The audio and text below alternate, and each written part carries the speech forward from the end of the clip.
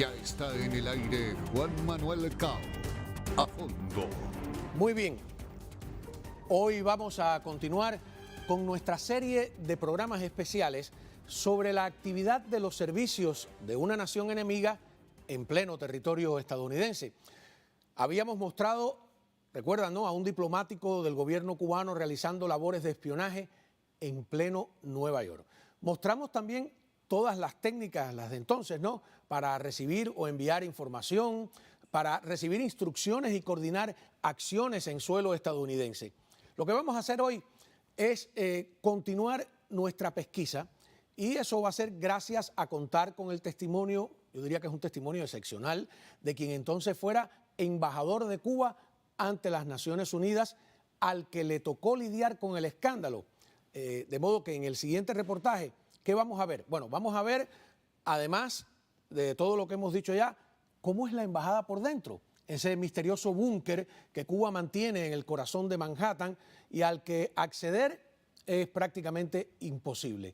También hemos preguntado, y esto es muy importante, ¿hasta dónde Cuba es o no una amenaza para la seguridad nacional de los Estados Unidos? Que es una discusión, como ustedes saben, que se mantiene viva.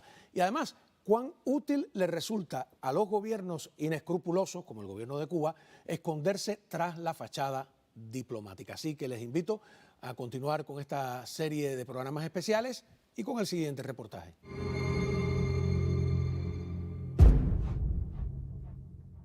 Las agencias de inteligencia buscan ese tipo de comprobación fehaciente, pero desde el punto de vista periodístico, realmente no creo que no hay un caso semejante, y a mí me tocó vivirlo del otro lado y de sorprenderme también. El caso del diplomático cubano filmado en Nueva York en plena labor de espionaje pareció no complacer a nadie.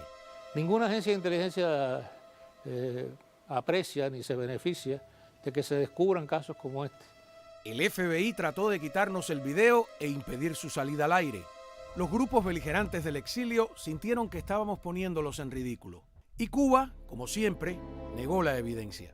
El balance, por supuesto, fue muy negativo para Cuba porque el hecho fue escandaloso y se puso en evidencia los mecanismos que se utilizaban para dirigir a los agentes que tenían a su servicio en Miami y por supuesto en otros lugares. Desde la Embajada Cubana de las Naciones Unidas en Nueva York se dirigía y se dirige el espionaje en territorio norteamericano. Eso quedó en evidencia, alertando además sobre el peligro de mantener relaciones diplomáticas con un país que posee un servicio de inteligencia tan agresivo. La actividad principal de esos supuestos diplomáticos era el espionaje, es decir, para la inteligencia cubana y para Cuba como tal. Yo creo que puestos en una balanza el peso de la actividad diplomática pura de Cuba en Naciones Unidas y el peso de ese centro de inteligencia en Nueva York, con la posibilidad infinita de tener el número de agentes que ellos quieran, porque ahí no hay límite, no hay reciprocidad. Yo creo que para Cuba durante muchos años fue mucho más importante, y quizás lo sigue siendo todavía, la actividad de espionaje que la actividad misma diplomática, por más que la otra ocupe los titulares de la prensa. Al final es mejor no tener relaciones diplomáticas con Cuba. Cuando tú ves lo que ha hecho Cuba en Ecuador, lo que hace en Brasil, lo que hace en Perú, entonces el trabajo de la inteligencia subvirtiendo, desestabilizando las democracias, ese trabajo se lo ahorrarían si no tuvieran relaciones diplomáticas con Cuba. Además, Cuba lo único que hace es hacerle daño, porque Cuba no les aporta absolutamente nada. Entonces, en las embajadas cubanas quien manda en último caso es la inteligencia, ¿es que funcionan de manera independiente? Totalmente independiente, incluso con el control físico de la embajada. El embajador cubano, en ese caso era yo y cualquiera que haya estado ahí, no podía entrar al centro de inteligencia, no podía abrir la puerta y entrar. Eso era un sitio vedado al cual si tú querías ir tenías que hacer una coordinación previa y te recibían y te controlaban, porque viven en una eterna paranoia de que se filtren los secretos, de que se conozcan las instalaciones, que se conozcan la ubicación de esos lugares. Y en aquella época, para colmo, existían 3 diferentes agencias haciendo labor de espionaje ahí. Estaba la Dirección General de Inteligencia del MININ, o la DGI o la ADG, como que le han llamado también, estaba la inteligencia militar y había un elemento independiente que era el representante del Departamento América, que dirigía Manuel Piñero. De la subversión. De la subversión, que también actuaba tanto en funciones políticas como en funciones de inteligencia. Para colmo, después de que las Fuerzas Armadas intervinieron en el Minin, se creó un organismo nuevo dentro de toda esa estructura militar, que era el órgano de control. El órgano de control era simplemente una nueva actividad de vigilancia, pero sobre los oficiales mismos de la inteligencia, que existía en Cuba a todos los niveles, y existe todavía en los niveles de control del Minin, y en las embajadas, a la embajada de la ONU llegó un enviado del centro de control que por supuesto era temido por todos los agentes de inteligencia que había ahí, porque su misión era espiar a los que se dedicaban al espionaje. Cambió durante la crisis con Cuba. En una reciente entrevista, el ex asesor de seguridad nacional de los Estados Unidos, Elliot Abrams, desestimó que Cuba fuera una amenaza. En verdad no de Cuba hoy. Tienen un servicio de inteligencia muy bueno, pero no es un peligro a los Estados Unidos. Bueno, si se trata de un peligro en términos militares, es muy difícil atribuir a un país en las circunstancias de Cuba, por su tamaño, por su desarrollo económico, por su precaria economía actualmente, etcétera, una posibilidad de amenazar a Estados Unidos. El peligro está en la influencia de Cuba en el resto de países, no solo de América Latina, también de África, etcétera, y de fomentar cualquier acción antinorteamericana. Y está también, en circunstancias actuales, en los evidentes vínculos de Cuba con Rusia, con la Rusia de Putin, con Bielorrusia, con los iraníes, que no pueden ser más descarnadas las relaciones, etcétera. Es decir, Cuba de oficio es amiga de los enemigos de Estados Unidos. Y eso debe ser una preocupación, por supuesto, para los Estados Unidos, porque Cuba sigue estando ahí a 90 millas de este país. Yo no fui político, yo no fui diplomático, realmente, de verdad, o sea, usé fachadas diplomáticas, pero conozco cómo trabajan los malos y sé cómo se hace el trabajo malo y sucio. Y yo, por ejemplo, yo sí digo que Cuba, y sigo afirmando y afirmaré, mientras esa dictadura exista, Cuba fue, es y será una amenaza a la seguridad nacional de los Estados Unidos. Volviendo al tema puramente operativo, uno de los peligros del uso de las embajadas para el espionaje, en el caso de un gobierno tan temerario como el cubano, está en las ventajas que ofrece la inmunidad diplomática. ¿Por qué no solo Cuba, sino tantos países usan la fachada diplomática para el espionaje? Bueno, ha sido una práctica habitual, primero porque ofrece la posibilidad de la inmunidad. Es decir, este mismo señor que fue filmado, que llevaba un arma encima, que amenazaba, etcétera, lo único que se podía hacer con él era expulsarlo del país. Él lo dice. No hay posibilidad ninguna de... Incluso hay extremos, es decir, pueden cometer algún delito, pueden llegar hasta a un asesinato y eso no tiene una sanción, digamos, penal. ¿Un diplomático puede matar a alguien en el país donde está acreditado y ese país no lo puede llevar a los tribunales? Teóricamente no. Teóricamente no lo puede llevar, sí, efectivamente no lo puede.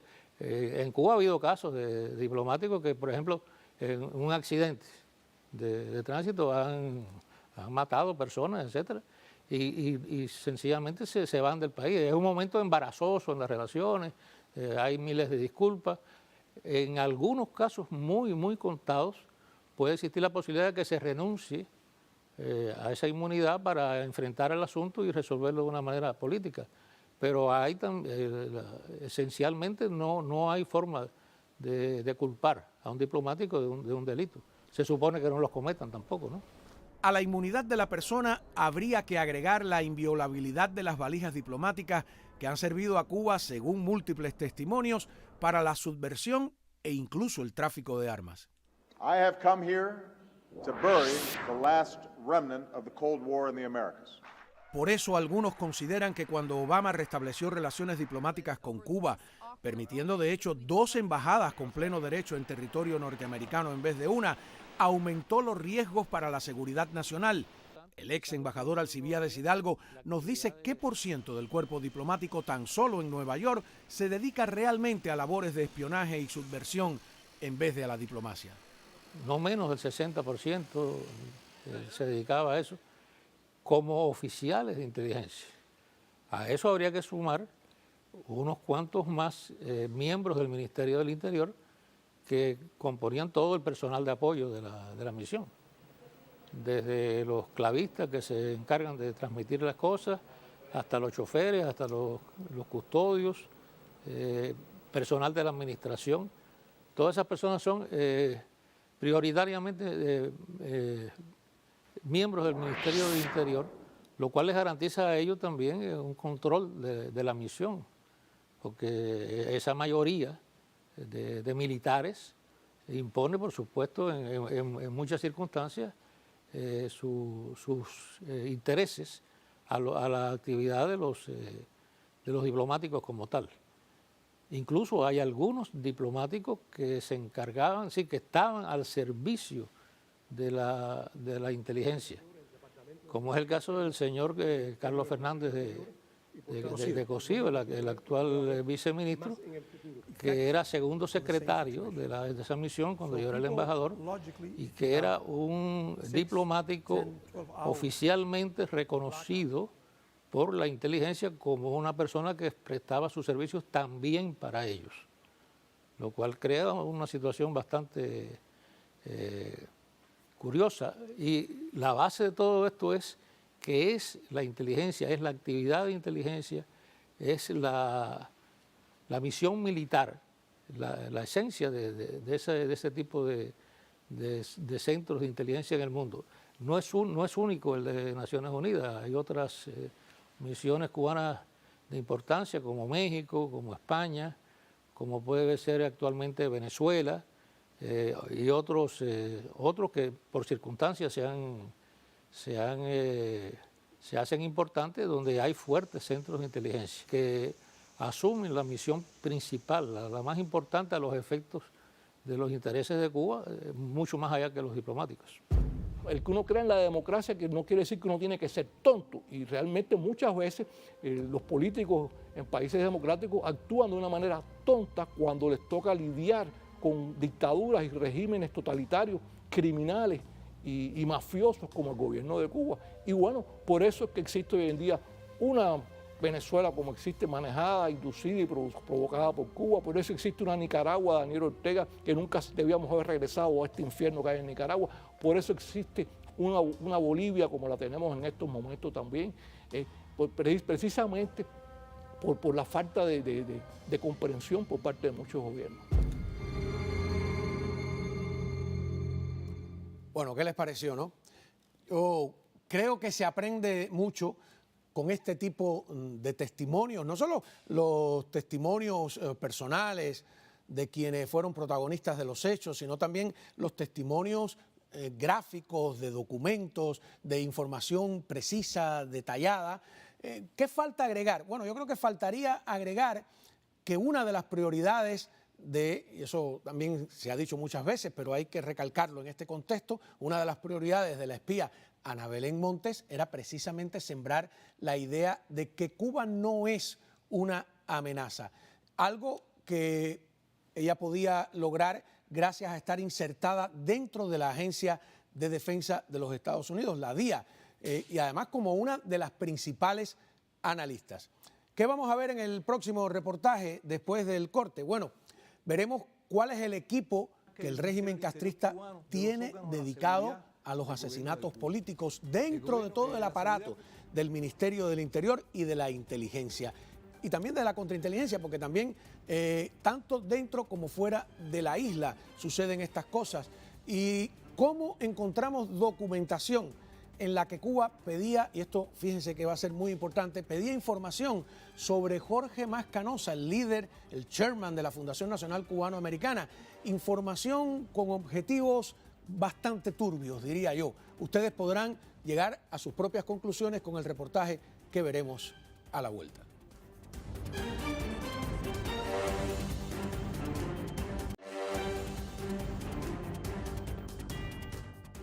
Muy bien, continuamos con nuestro programa especial o la serie de programas especiales que hemos y vamos a estar presentando durante toda esta semana. Durante más de 20 años, quiero entrar en este tema, ha flotado sobre el exilio cubano una pregunta inquietante, ¿no? La de si fue asesinado o no Jorge Mas Canosa, el chairman de la Fundación Nacional Cubano-Americana.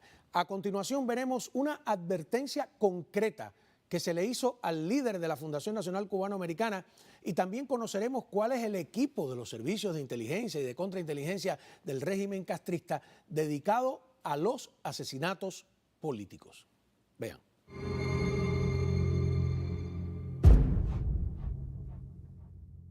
El Ministerio del Interior cubano es una organización criminal. El ex capitán Enrique García fue probablemente el primero en entregar a la CIA un organigrama completo de ese brazo represor del régimen castrista. La seguridad cubana, o el Ministerio del Interior, se divide en varios viceministerios. En 1992, tras ayudar a identificar al diplomático que habíamos filmado espiando, Enrique compartió con nosotros esa útil información. Este ilustra todo el trabajo desarrollado por Cuba contra los Estados Unidos. Y nos reveló que dentro del Ministerio del Interior o de la DGI o DG existe un equipo de tropas especiales dedicado a los asesinatos políticos, tanto dentro como fuera de la isla. Esta es la Dirección de Operaciones Especiales, que no solo son las tropas especiales, que es lo que conoce la mayoría de la gente, sino en esta Dirección de Operaciones Especiales hay un aparatico reducido de alrededor de formado entre 40 y 50 personas, que es una copia de la DGI. Es un aparatico geográfico que existe dentro de la Dirección de Operaciones Especiales para dirigir operaciones especiales en todo el mundo. Eso quiere decir asesinatos, medidas ilegales, ejecución de acciones especiales que se ejercen por este aparato y la dirección de todos los aparatos o movimientos subversivos que son entrenados y financiados por Cuba. Eso se dirige desde aquí. Cuba ha cometido asesinatos políticos obvios, como pudo ser el de Rolando Masferrer, enemigo personal de Fidel Castro, a quien le colocaron una bomba en su automóvil el 31 de octubre de 1975. O los asesinatos en Miami a tiro limpio de Manuel Ramírez y su esposa Lilian Rosa Morales el 2 de febrero de 1995, quienes desertaron en Moscú y estaban a punto de declarar ante el Congreso sobre la capacidad de Cuba para producir armas biológicas, entre otras revelaciones. Estamos absolutamente convencidos. Podríamos citar también el intento de asesinato en plena calle de Londres al ex mayor de la DGI cubana Florentino Aspillaga, con el mismísimo embajador castrista Oscar Fernández Mel como uno de los que disparó al oficial desertor. ¿Y por qué intentar matar a Aspillaga de una forma tan obvia? Aspillaga fue uno de los mayores fracasos, quizás el mayor fracaso de la inteligencia cubana, porque puso en evidencia un larguísimo sistema de dobles espías, es decir, de dobles agentes. Los juegos. Los juegos, etcétera. Y puso en evidencia también que mucho del trabajo de la CIA contra Cuba lo que estaba era siguiendo también el ritmo de los juegos operativos que preparaban en Cuba. Un juego operativo es cuando, por ejemplo, Cuba pone en el campo visual de la CIA o del FBI un agente cuya verdadera misión es dejarse reclutar y así penetrar los servicios norteamericanos. Pero volvamos al tema de los asesinatos políticos. Como en repetidas ocasiones he dicho, la Fundación Nacional Cubanoamericana. En 1992, los documentos revelados por el agente Adán mostraban pruebas de que Cuba planeaba algo contra Jorge Mas Canosa, el enérgico chairman de la Fundación Nacional Cubano-Americana. Entre la información que recopilaban sobre Mas Canosa, querían saber qué tipo de pasta de dientes usaba y qué número de pie calzaba. ¿Para qué? No, el detalle tiene connotaciones realmente muy sospechosas, ¿no? Sin duda, sin duda. Ahora, ¿qué pensaban hacer por los pies de Mascanosa? Ese tipo de preguntas sobre Jorge Mas tiene un solo objetivo, o sea, ¿por qué tú quieres saber cuál es la pasta de dientes? A ver si le puedes cambiar un día el tubo de pasta de dientes. ¿Por qué tú quieres saber cuáles son los zapatos? Porque el paso que viene después de eso es buscar la zapatería donde compra para ver los modelos de compra, para cambiarle los zapatos y ponerle cualquier sustancia en los zapatos. O sea, ese tipo de cosas es para matar, o sea, sin lugar a dudas. Bueno, si la pasta de dientes debe ser para añadirle algún elemento químico perjudicial a la salud, ¿no? Y el tipo de zapato, el tamaño del zapato, vaya usted a saber cuál puede ser. Es decir, ya eso es un dato de carácter físico que tiene que ver con quizás algún estudio de algún tipo de agresión. Si tú logras tener, ¿qué pasta de dientes usa Jorge Mascanosa? Tú preparas un tubo de esa pasta de dientes y dentro de esa pasta de dientes misma, preparas varios, ¿no? En Cuba logras poner un determinado veneno, por supuesto, no que te mate enseguida, sino que te provoque algo en varias veces, te provoque algo durante un tiempo. ¿Cuál es el segundo paso? Necesitas tener acceso a dónde pone Jorge su pasta de dientes. Bueno, cuando Jorge está en su casa, ¿quién tiene acceso? Por ejemplo, estamos hablando de Jorge, puede ser otra persona, pero estamos hablando del caso de Mascanosa. ¿Dónde pone su pasta de dientes? ¿Quiénes son las empleadas de la casa? ¿Quiénes son la gente que tiene acceso al baño? ¿Quiénes son? O sea, empiezas a buscar quién tiene acceso al lugar donde pone su pasta de dientes. O cuando Jorge viaja al extranjero, ¿a qué países va? ¿Ok? Entonces, bueno, si ya cuando está viajando al extranjero, está viajando a otra ciudad, te quedas en un hotel, si tienes un empleado que tiene acceso a tu habitación y sabes qué pasta de dientes usa, lo único que tiene que llegar es cambiar el tubo de pasta de dientes y ponerte los tubos de pasta de dientes. Y si le falta un poquito, sacarle un poquito de pasta y ponerlo igual. O sea una operación de asesinato, por lo que yo entiendo, ¿no? No fue mi especialidad ni nunca lo hice, pero sé cómo se hace, o sea, ¿no? Y sé cómo trabajan los servicios de regímenes totalitarios y asesinos, como la dictadura cubana. Es como todas las operaciones, son muchas piezas, o sea, no es un solo elemento, tú tienes que construir todo, pero la pasta de dientes es lo primero, tú tienes que tener con qué lo vas a matar. Después tienes que buscar la información y después tienes que tener la persona que te la ponga, pero no es imposible. En aquel lejano 1992, el agente Adán, Francisco Ávila Ascuí, le advirtió del peligro a Mascanosa.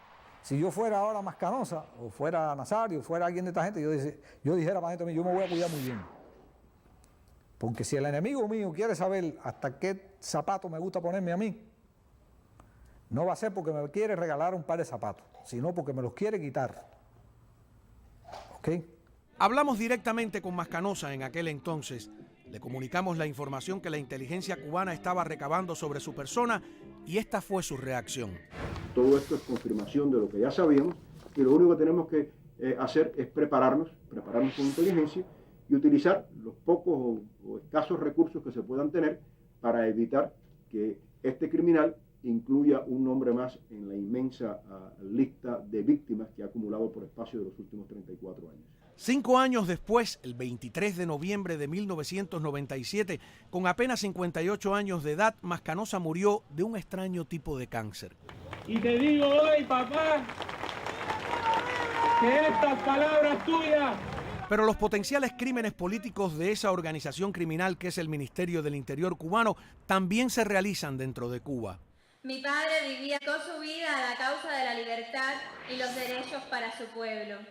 La Comisión Interamericana de Derechos Humanos, un órgano oficial de la OEA, ha responsabilizado al Estado cubano por la muerte de Osvaldo Payá Sardiñas. Ellos querían matar a Payá, a Osvaldo Payá, y yo soy un convencido que Osvaldo Payá lo mató Cuba.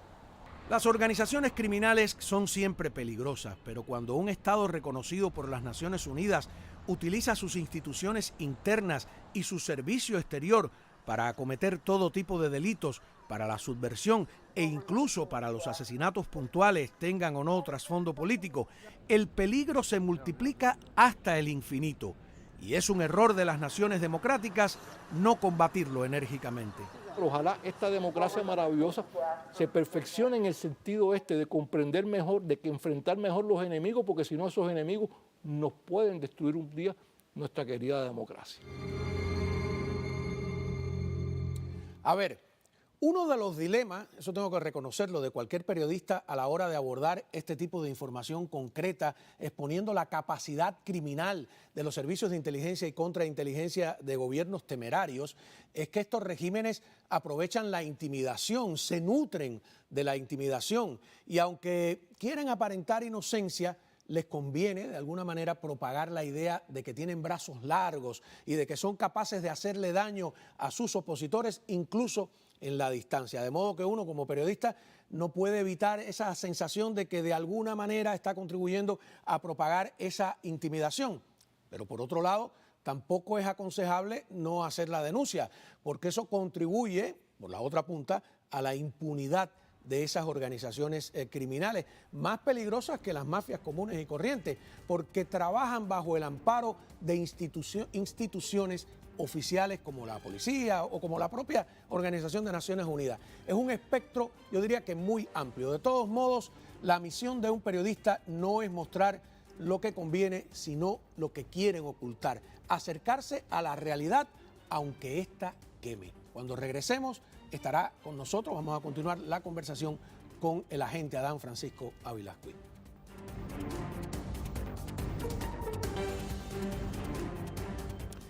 Muy bien, visto el material, ayer dejamos por la mitad la conversación con Francisco Ávila Cui, Panchito, el doble agente, el agente Adán para la seguridad del Estado, Panchito para sus amigos o para el FBI. Y muy interesante, ¿no? Quienes no nos vieron ayer, habíamos resumido un poco la biografía de él siendo muy joven, empezó a luchar contra el castrismo, se infiltró varias veces, estuvo 7 meses incluso escondido clandestinamente dentro de Cuba y en una de esas infiltraciones lo capturan y lo condenan a 25 años de cárcel. La seguridad del Estado se acerca a él se pone en el visor de la seguridad del Estado.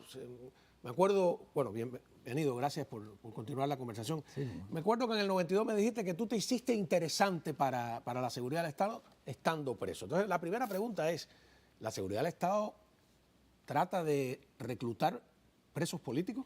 Sí, por supuesto. ¿Sí? Trata de reclutar a todo el que sea interesante a ellos, pueda dar lo mismo que sea un balsero que un preso político. Eso no. Yo conozco muchos presos políticos que fueron también, pero no voy a mencionarlos, ¿no?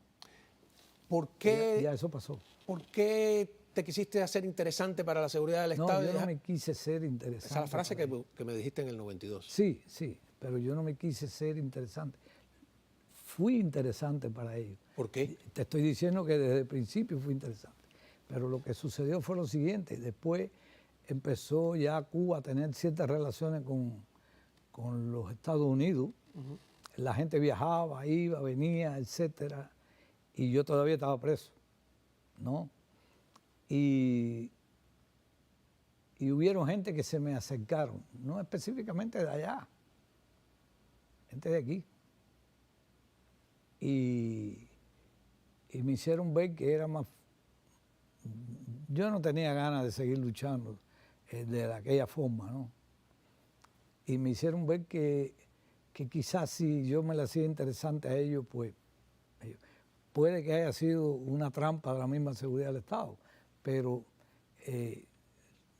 caí en la trampa, sí, yo creo que caí en la trampa. Y caímos en yo trabajar con ellos, solo que con condiciones. O sea, jamás en la vida yo iba a hablar de nadie que estuviera dentro de Cuba. En primer lugar porque no conocía.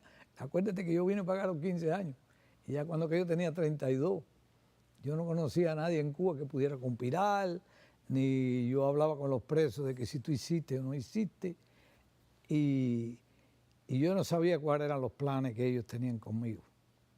Entonces, yo sí sé que empezamos en esa relación. ¿Cómo te entrenaban estando preso? ¿Te sacaban bajo un pretexto? No, porque ellos recibiste un entrenamiento sí, al máximo nivel de, creo que de inteligencia. el último año que yo estuve en la prisión, ellos empezaron a dar pases extrapenales. Eso no era nada. ¿Estuviste 13 años preso? Sí. Pero el último año que yo estuve en la prisión, ya ellos me daban pases extrapenales, como se lo daban a casi todo el mundo. Y ahí te entrenaban. Y ahí me entrenaban. ¿Por qué? Porque me daban más pases de la cuenta. Y me empezaron a entrenar en Soroa, donde, por cierto, allí entrenaban los ¿cómo se llama esto? Casi todos guerrilleros latinoamericanos, del mundo entero. En Soroa. Allí me encontré al famoso que te hablé ahorita, que era el que dirigía aquello ahí, era coronel ya. Elías. Abad. Abad. Me lo encontré una noche allí, que estábamos, el oficial que me estaba entrenando, estábamos yo y él en una de las cabañas aquellas y llegó él. Él no sabía que yo estaba allí, pero me vio. Y me acuerdo que la expresión fue, ¿cómo ha cambiado el tiempo? O cómo cambian las cosas. Le dije, bueno, ya usted ve. Entonces, y sí, allí me estuvieron entrenando un poco de tiempo. Yo no sé cuál era el fin, porque habíamos quedado que yo, lo que era dentro de Cuba, no iba a trabajar con ellos. Entonces te enviaron para acá, para Miami. Me enviaron como te enviaron a ti, me enviaron a todo el mundo. Pero tú saliste en el grupo de los 79, del año 79, de los presos políticos. Sí, por supuesto. Viniste con todo el... Con todo, inclusive con mi familia. Con los 2000 y tantos. Inclusive con mi familia. Con tu familia. Ellos, cuando yo fui a salir de allá, me dijeron, vas para los Estados Unidos y allí tú sabes qué vas a hacer. Porque ya no tenemos control sobre ti. Pero tú me contaste que durante un tiempo tú llegaste aquí y dijiste, bueno, libré, y que ya. ellos te contactaron y te dijeron, te tienes que activar. Perfecto, porque yo entré en Alfa 66 y ocurrió lo siguiente. En una ocasión, Alfa 66 está preparando un grupo, ya habían venido los marielitos, había pasado Mariel, y Alfa 66 estaba preparando un grupo de marielitos para infiltrarlo en Cuba. Y el gobierno cubano sabía que esa gente iban a ir para allá. Y sabían los nombres y sabían todo. Y entonces, ahí me contactaron una noche a mi casa y me dijeron, tenemos que hablar contigo. Y ya yo los había visto, a ellos en Nueva York. A los de la seguridad. Sí, y me habían dado... instrucciones. Solo que el FBI no sabía nada de esto. Porque nosotros teníamos como premisa, eso hay que saber mucho del anterior. Y gente que estuvieron como yo. Como premisa, tampoco tener relaciones con el FBI. Ni con el FBI ni con la CIA. Nosotros no... Pero al final tú fuiste al FBI y le dijiste lo que estaba pasando. Porque era la única solución que tenía. Yo no podía llegar a detener una cosa porque yo no era nadie. ¿Quién yo era? Iba a llegar ahí con un fusil a detener. Tenías que detenerlo porque los iban a matar. Porque los iban a matar. Claro. Y entonces cuando vas al FBI, disculpa que yo trate de sintetizar. Sí, tú conoces la historia. Claro, cuando vas al FBI, tú crees que ellos van a tomar acción y en realidad lo que te dicen es que continúes activo. El FBI es el que te convierte en un doble agente. Sí, lógico, porque ya yo sabía que eso iba a pasar. Ah, sí. Porque no podía llegar tampoco allí y decirle, aquí llegué porque llegué, aquí te doy esto y bye. Y me van a decir, no, eso no es así. Porque no funciona así. Ajá. Tú sabes, y no era cosa, yo no era nuevo en eso. Acuérdate que yo había recibido entrenamiento allá. Y de hecho había recibido entrenamiento de aquí en los entrenamientos que yo había tenido anteriormente. Lo que no eran impartidos por el FBI, eran impartidos por el CIA. Inclusive fui radiotelegrafista del CIA y nunca fungí como radiotelegrafista. Entonces, bueno, yo fui, le conté al FBI lo que estaba pasando, que iban a capturar a esta gente, así, y yo no me podía... Tú sabes, yo no podía echarme ese cargo de conciencia de arriba de que matara. De hecho, yo iba, el que iba a dirigir el barco, ese era yo, a Cuba. Y entonces, pues se preparó, ellos me prometieron que no iba, nadie de esa gente iba a ir detenido. Eso me lo dijo a mí George Kaczynski, que tú lo conoces, que era jefe de contrainteligencia de aquí de los Estados Unidos. No de contrainteligencia, él era jefe de lo que era el antiterrorista de aquí del buró del FBI. Y me dijo que solo a mí, me dijo, no le va a pasar nada a nadie. Yo le dije, bueno, ellos no llevan explosivos, no llevan nada. Bueno, en definitiva, cuando llegamos al lugar, que fue a la entrada del puente de las 7 millas, allí la lancha se rompió.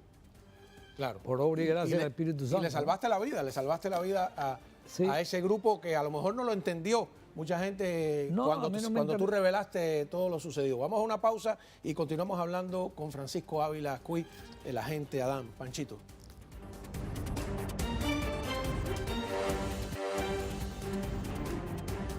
Bueno, continuamos hablando con Francisco Ávila Cuy. Podríamos estar aquí días, porque hay tantas cosas que contar, ¿no?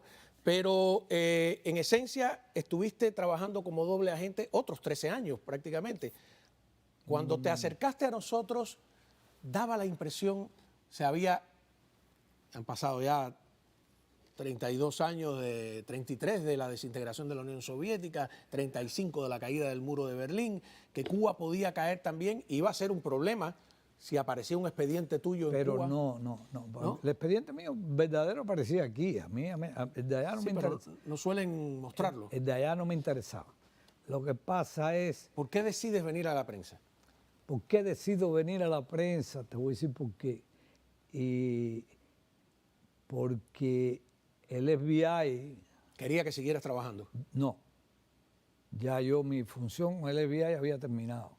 Por una razón muy sencilla. Hubo una persona, y yo no lo hablé, lo hablamos entre yo y él, inclusive tengo una grabación de eso, donde él me confiesa a mí que estábamos hablando de Aspillaga Lombard. Aspillaga Lombard, sí. Aspillaga y yo, antes de venir inclusive a todo esto, yo y él estuvimos hablando, yo lo conocía, no de Cuba, lo conocí aquí. Y él me dijo, yo fui el que le dije al FBI quién tú eras. Solo que el FBI sabía quién yo era. Sí, porque Aspillaga Lombard descubre los juegos operativos, que es como se llama, a quienes... pero tú no eres un juego operativo, ¿no? Un juego operativo es cuando tú te pones precisamente en el ojo de la agencia contraria para tratar de infiltrarla. El FBI... Aspillaga, cuando llega aquí, le confiesa, le dice al FBI que él sabía. Él no conocía mi nombre, pero sabía que el puesto mío en Alfa 66, y le dice, yo sé que el que tiene el puesto de jefe de operaciones militares de Alfa 66 trabaja con la seguridad del Estado cubano. Eso lo sabía el FBI, por supuesto. ¿Y cómo tú lo supiste? Bueno, porque yo en una noche estábamos festejando, ¿no? Festejando con un grupo de inclusive habían hasta generales, y estaban hablando de Alfa 66. Y uno de los oficiales ¿De Cuba? De Cuba, estaban en Cuba. Ajá. Uno de los oficiales le dijo, no te preocupes por la gente, porque Alfa 66 tenía un nombre en Cuba. Eso es Aspillaga haciéndote el cuento. Aspillaga haciéndome el cuento, yo lo tengo grabado en la casa, en mi casa lo tengo grabado. Y me dijo, ese oficial me dijo a mí, no te preocupes, porque el jefe de operaciones militares de ellos trabaja con nosotros. Fue una indiscreción de la persona, eso para que tú veas. Sí, se cometen indiscreciones en todas partes. Indiscreciones, porque el hombre era un general del Ministerio del Interior. Y se lo dijo a Aspillaga, y por supuesto Aspillaga cuando llegó aquí lo dijo. Pero Aspillaga no pudo decir, se llama Francisco Ávila, se llama Cao, se llama. Pero el FBI entonces decidió que nosotros, cosa que yo le había pedido, inclusive yo le dije, estoy cansado de esto, tengo familia, tengo todo, y ya me había jugado la vida, había salvado los dos jefes principales de Alfa 66 en una operación que fuimos a Cuba, que yo no tenía que ir. Yo no tenía que ir, y sin embargo fui por salvarlo a ellos. Bueno, porque lo tengo en mi casa. Tengo entendido que en ese viaje iba otro sospechoso de ese seguroso también. Sospechoso no era de la seguridad del Estado, era capitán, inclusive tenía grado de capitán. Se llamaba Armando Valdés. Y él mismo preparó el viaje. Tenía las mismas características mías. Tenía un hombre que no tenía ni dónde caerse muerto, como decimos nosotros, y tenía una lancha con 2 tremendos motores y la ponía a disposición de Alfa, y hasta que Alfa cayó en la trampa y habían querido secuestrar al jefe militar de Alfa, porque un agente de Alfa, hoy lo voy a decir por primera vez, eso no, un agente de Alfa habían matado a alguien de la seguridad del Estado. Sí, en los Everglades, ¿no? En los Everglades. Yo tenía esa información, Ajá. pero nunca he tenido nombre. No, pero esa gente... ¿A machetazos? ¿A machetazos? Sí, o sea, tenía esa creo que información. encontraron el cadáver de él hace un tiempo atrás. O sea, era un peligro si la gente de Alfa No, de repente es que llegaba eso- a la conclusión de que tú eras un agente de la seguridad del Estado. Es que a esos muchachos, yo no sabía que existía nada de eso, que había pasado nada de eso. Porque yo en ese momento era nada más que el navegante en Alfa. Yo nunca quise tener puesto alto precisamente por eso. Y supe que habían matado a ese hombre. Entonces, el mismo Seguridad de Estado me manda a preguntar sobre si yo sabía quién había matado. Al hombre le decían el Escoria. Lo único que lo conocí fue por la Escoria. Da la casualidad que era del Pinar del Río, de las minas de Matahambre. Porque vino en el 80, ¿no? Y vino con los Marielitos. Pero toda esa gente era Marielitos. Y lo que habían, algunos de ellos habían sido oficiales de las Fuerzas Especiales del Ministerio del Interior. Y bueno, el problema fue que a esos muchachos fueron capturados en Cuba. Posterior a eso lo fusilaron a todos. Y yo me enteré de eso después. Yo no ni participé en eso, ni supe nada de eso, ¿no?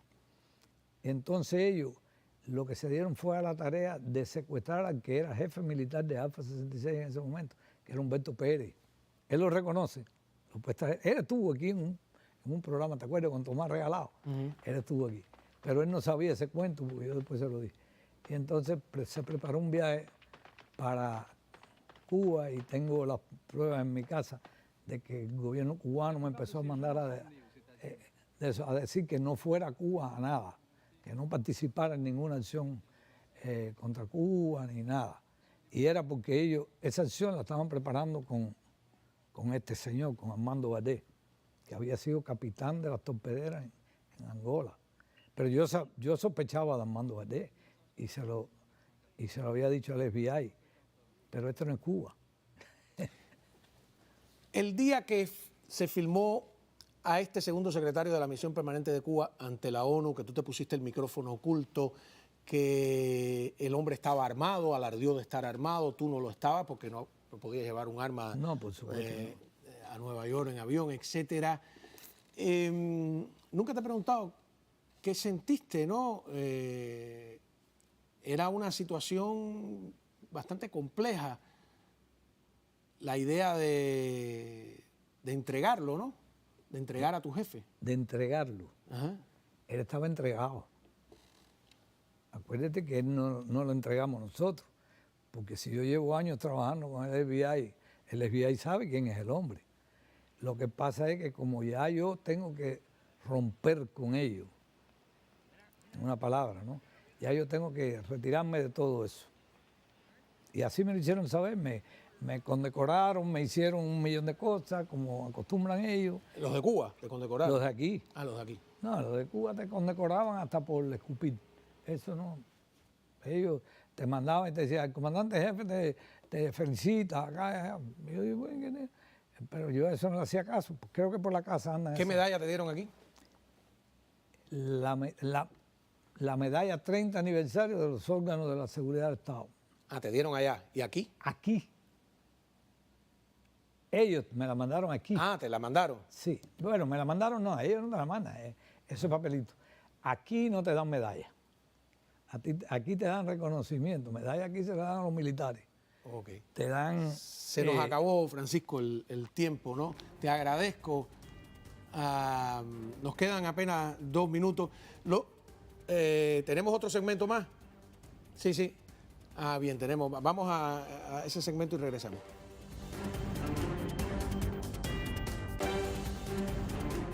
A ver, nos quedan 2 minutos. Francisco tiene una vida compleja, de aventuras también, de cierta manera, sí, llena de anécdotas. En resumen, los reportajes que han visto fue Francisco Ávila Ascuy, quien lo hizo posible, quien se puso el micrófono, grabó al diplomático, se acercó a nosotros, a la prensa. No fuimos nosotros los que nos acercamos a él, porque sinceramente no lo conocíamos, y logró que se probaran varias cosas, cómo se dirigía. La inteligencia cubana dirigía a sus agentes desde la embajada, cuando aquello no había embajada en Washington, solo oficina de intereses, desde la embajada de las Naciones Unidas, cómo usaban la fachada diplomática, vimos toda la parafernalia de intercambio de información. Y te quiero agradecer, ¿no? 32 años después, una lástima que no tengamos este programa dentro de Cuba, como el régimen, lamentablemente, mi pregunta básica es, ¿tú crees que la seguridad del Estado, que la inteligencia castrista sigue tan agresiva como cuando hicimos ese reportaje en el 92 o que se calmaron? Yo pienso una cosa, que ellos siempre van a seguir agresivos porque ellos están a la defensiva, ¿no? Eso es lo que pasa, es que nosotros tenemos la tendencia de subestimar los servicios secretos americanos que nos han mantenido en libertad viviendo en un país de libertad en muchos años, ¿no? Y que piensan que los americanos no se enteran de nada. Eso es importante, ¿no? Que no estamos tratando de glorificar para nada a la inteligencia castrista. Glorificamos más a la inteligencia cubana que a la inteligencia de los Estados Unidos, pero no se la saben todas. A la inteligencia de los Estados Unidos eso no le interesa. Muchísimas gracias, Francisco Ávila Cuy. No cabe la historia en el tiempo que tenemos. Continuamos con esta serie especial, La Isla de los Espías. Mañana.